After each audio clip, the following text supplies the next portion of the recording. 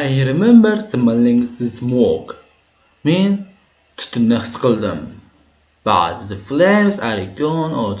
But no, tutunlar, bug'lar o'sha portlash inolar tashqarida edi. Lying there on the hard ground, qattiq yerga yiqildim.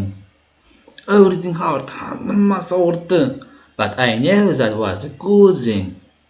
Va men bilardim, hammasi bular yaxshi edi. I could still feel the pain. Men hali ham og'riqni his qilardim. I was alive. Men tirik edim. Thank God, you are alive. Xudoga shukr, sen tiriksan. Did I say those words out loud? Bu so'zlarni katta baland ovozga aytdimmi? I don't think I did. Menimcha bunday qilmadim. I opened my eyes and see my sisters rushing into hospital room. Men ko'zlarimni ochdim va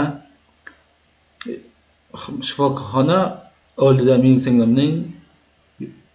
singlimni ko'rdim. Kate, you okay? Right? Kate, sen yaxshimisan, to'g'rimi?